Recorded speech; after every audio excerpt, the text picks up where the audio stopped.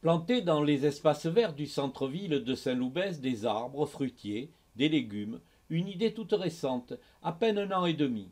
Elle est née spontanément, après le visionnage d'un film. Le point de départ, ça a été de vouloir projeter le film Demain, qui est donc le documentaire de Cyril Dion et Mélanie Laurent, qui parle de toutes les possibilités qu'on peut faire différemment en fait pour accompagner la transition énergétique. Et on a fait cette projection, mais dans le travail qu'on a voulu faire autour de cette projection, on a aussi proposé des débats. Donc des débats sur l'alimentation, des débats sur le zéro déchet. Et derrière, on a fait un forum citoyen. Donc tout ça s'est écoulé entre novembre 2016 et début 2017. Et donc on a proposé un forum citoyen et 60 personnes sont restées pour proposer tout un tas d'idées. Donc ils avaient tous envie de faire des choses sur Saint-Loubès et sur les environs. Et de là sont partis donc 7 groupes de travail qui se sont emparés d'un sujet. Donc l'un l'alimentation, l'autre le zéro déchet. Et chaque groupe a continué à travailler et continue aujourd'hui encore à se réunir et à faire des actions autour de des thèmes qu'ils ont choisis en fait. Revenir à des fondamentaux de vie oubliés, les révéler aux yeux de tous, l'objectif des acteurs de Saint-Loubès en transition apparaissent bien ambitieux. Où on essaye de nous faire croire qu'on ne peut manger qu'au supermarché.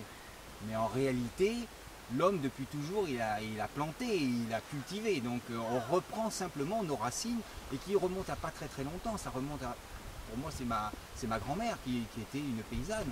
Donc ça sautait une génération quoi en gros. Hein. Je pense qu'il va falloir du temps pour que les gens comprennent et s'approprient cette possibilité-là, c'est-à-dire d'aller se promener en ville et puis de manger les fruits et les légumes qui sont à disposition. C'est pour ça qu'on met des petites pancartes sur les arbres pour leur expliquer la démarche. C'est-à-dire que voilà, il y a un arbre ici, vous pouvez prendre les fruits ou les légumes qui sont ici, prenez juste ce dont vous avez besoin et si vous voyez qu'il y a besoin d'arroser ou de faire quelque chose, eh bien, faites-le. N'attendez pas que les autres le fassent. C'est que chacun en fait se prenne un petit peu en charge. Et par la suite, l'objectif c'est de tous les ans d'en planter de plus en plus, que ça prenne un petit peu d'ampleur et que les gens prennent conscience que voilà, il y a à Saint-Loubès, il y a quelque chose qui se passe. La clé de voûte de toute action collective repose sur le nombre de bras susceptibles de la porter. Les acteurs de ce projet ont choisi de créer un collectif et non une association.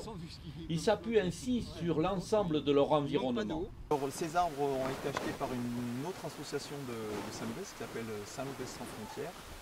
Ils ont participé à l'achat de la première sélection qui a été plantée l'année dernière et là cette année on a renouvelé l'expérience.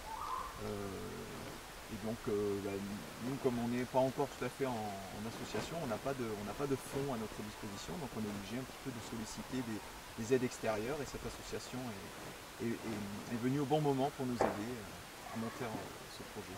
Aucune dégradation, un accueil favorable des habitants, la plantation de ces arbres semble devoir prendre racine dans la population, créer les conditions d'une vraie appropriation du projet et faire passer les citoyens de simples figurants vers un engagement réel apparaît aujourd'hui primordial, surtout pour le suivi de ces vergers urbains. Déjà nous, quand on en parle, voilà, quand on en parle dans nos différentes associations, parce qu'on participe, on est dans différentes associations, dans des circuits courts, et quand on en parle aux gens, tout le monde est à chaque fois enthousiaste.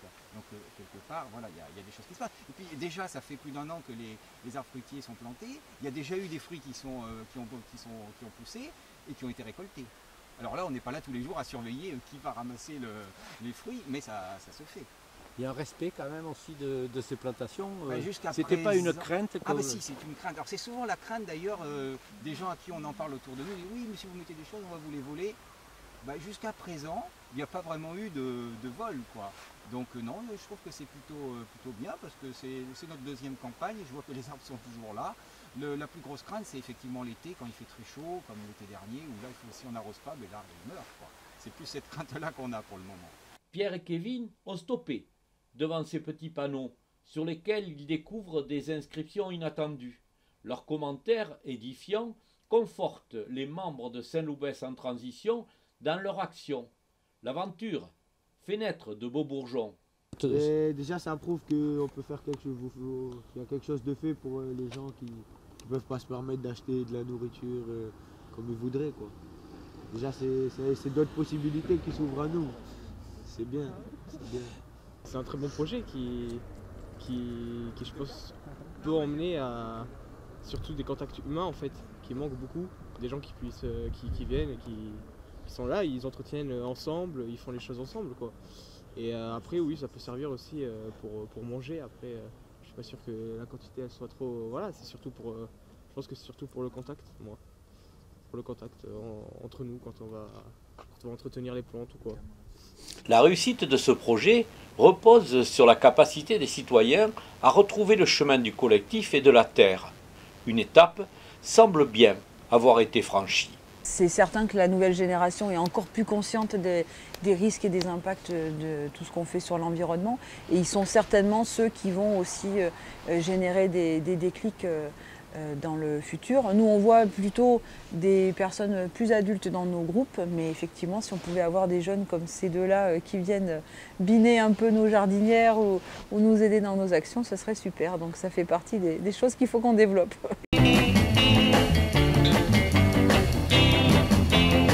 On nous retrouve d'une part sur Facebook, donc ça c'est plus pour les jeunes parce que certains plus âgés y vont moins. On nous retrouve aussi via une adresse mail qui s'appelle tout attaché saintloubesenstransition@ntymail.com. Donc ça c'est les deux manières de nous joindre.